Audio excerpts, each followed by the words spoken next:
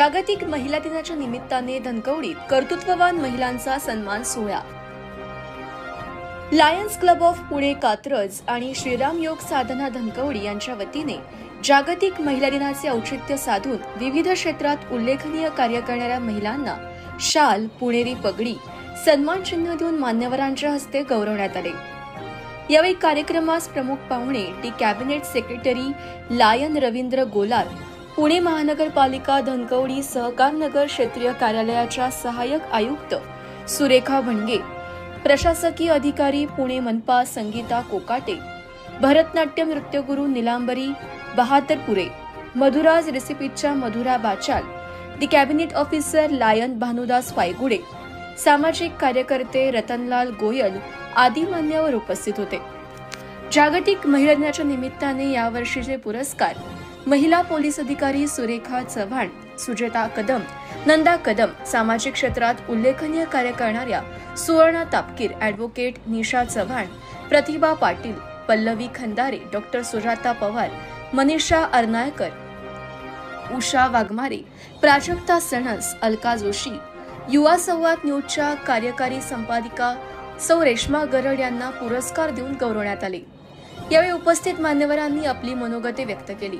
हा कार्यक्रम यशस्वी होण्यासाठी Lions Club of Pune Katraj आणि श्रीराम योग साधना धनकवडीचे सर्व सदस्य, महिला पदाधिकारी यांनी परिश्रम घेतले। सर्वप्रथम मी शुभेच्छा देईन श्रीराम योग साधना आणि लायन्स क्लब पुणे कात्रज ज्यांनी हा कार्यक्रम घडवून आणलाय। गेले कित्येक वर्ष मी बघतोय, मला इथं फायगुडे सर आणि त्यांचे सहकारी श्रीराम योग साधनाचे सहकारी इथे बोलवतात, त्याबद्दल मी त्यांचा आभारी आहे।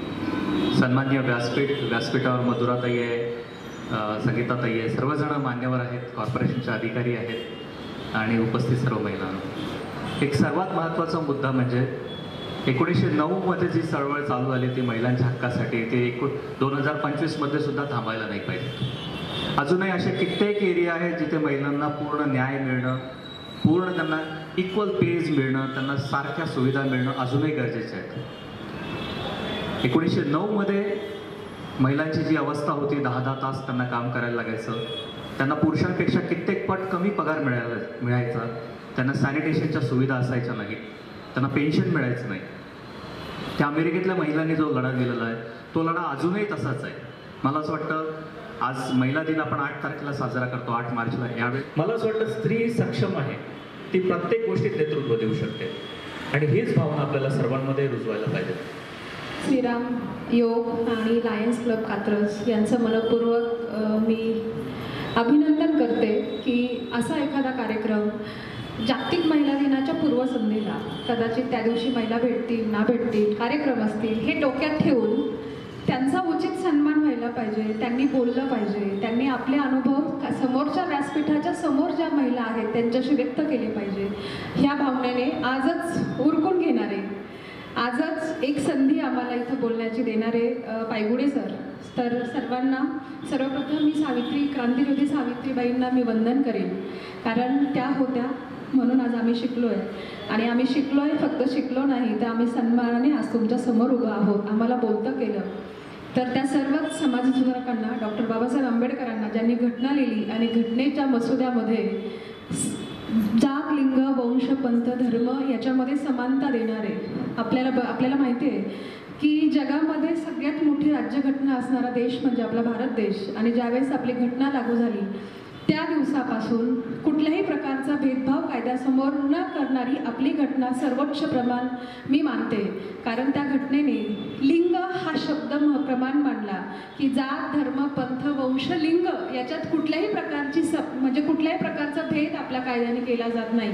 आपल्या सगळ्यांना माहिती आहे की जागतिक महिला दिवस काय असा सहज नाही आलेला, म्हणजे 18व्या शतकापासून जिथं औद्योगिक क्रांती सुरू झाली, सरांच्या बोलण्यातही तो संदर्भ आला की औद्योगिक क्रांतीमध्ये महिलांना कामाची संधी मिळाली, पण जे शारीरिक श्रम आणि त्याच्यातनं येणाऱ्या अवहेलना होत्या, त्याच्यात कुठेतरी महिला बोलायला लागल्या।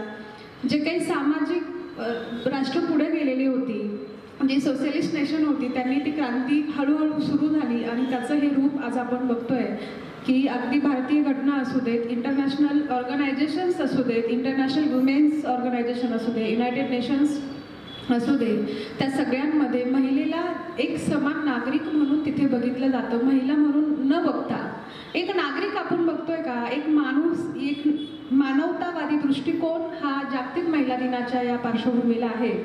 आणि आपण बघितलं की कामगार कायदे असतील त्याच्यामध्ये खूप चांगला बदल डॉक्टर बाबासाहेब आंबेडकरांच्या 1942-43 पासून जे कामगार सुधारणा कायदे आहेत त्याच्यामध्ये एक इक्वल स्थान दिलं गेलं. कारण आर्थिक सबलीकरण हे जास्ती महत्त्वाचं होतं. आणि जे काही आपले सामाजिक अग्रगण्य आपण त्यांना म्हणतो, जसे डॉक्टर बाबासाहेब आंबेडकर असतील, शाहू असतील, तर या सगळ्यांनी महिला सक्षमीकरणासाठी सामाजिक बरोबर आर्थिक गोष्टी, शिक्षण ह्या गोष्टी दिल्या. म्हणून आज आपण मोठ्या प्रमाणात हा साजरा करतोय. त्यावेळेस फक्त हाताच्या बोटावर मोजणं इतपत क्षेत्रामध्ये ती काम करत होती. पण मला आज अभिमानाने सांगावंसं वाटतं, आज हाताच्या बोटावर सुद्धा मोजता येणार नाही, ती बोटं सुद्धा नाहीच आहेत अशी क्षेत्र आहेत की जिथं महिला सगळ्या क्षेत्रात आहे. सरांनी सांगितलं की आता येत आहेत, पण येत आहेत. ही एक पॉझिटिव्ह बाजू आहे.